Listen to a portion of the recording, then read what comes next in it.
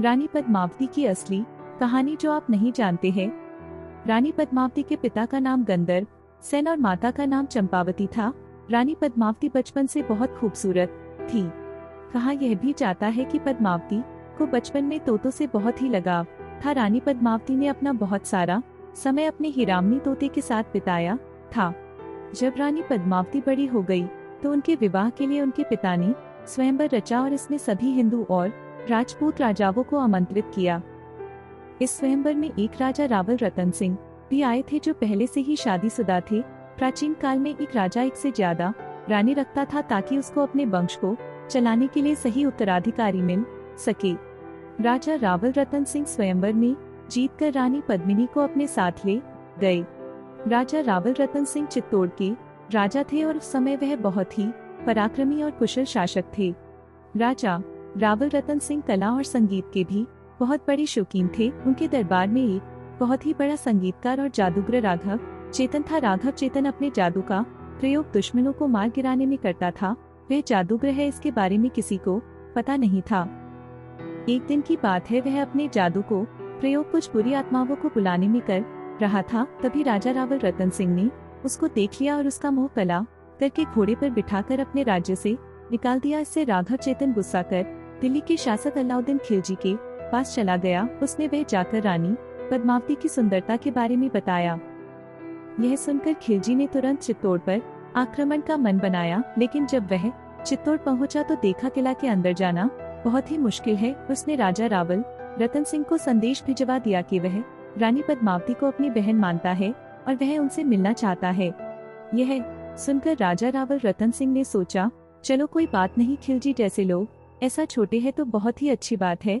और राजा रावल रतन सिंह ने उसको किले के अंदर आने को बोला। खिलजी अपनी कुछ बहादुर योद्धाओं के साथ वहां पहुंच गया, लेकिन रानी पद्मावती सामने न आकर प्रतिबिंब में अपना चेहरा दिखाया।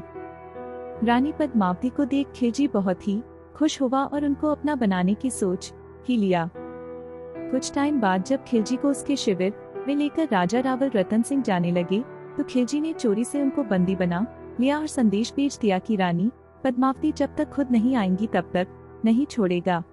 उसके बाद गोरा और बादल ने खिलजी को संदेश भेजा कि कल सुबह रानी उससे मिलने आएंगी। अगले दिन सुबह 150 पालकी खिलजी के शिविर के सामने जब पहुंची, यह देख राजा रावल रतन सिंह को बहुत ही दुख हुआ कि उनके लोगों ने ऐसा किया।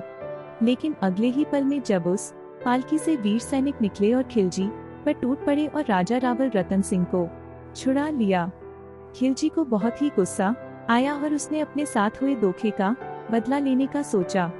कुछ टाइम के बाद खिलजी ने चित्तौड़ पर आक्रमण कर दिया, लेकिन वह किले के अंदर नहीं जा सका।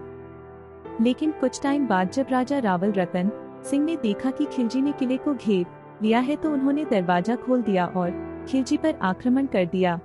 इस लड़ाई में राजा रावल रतन सिंह वीर गति को प्रपात हो गए।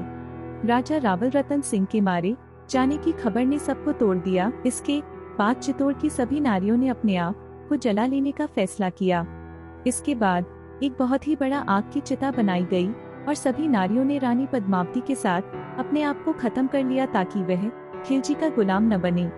यह देख चित्तौड़ के सारे पुरुषों ने हथियार उठा लिया और तब तक लड़ते रहे जब तक खिलजी को मार नहीं दिया। उसके बाद किले में आकर फिर से नई शुरुआत किया।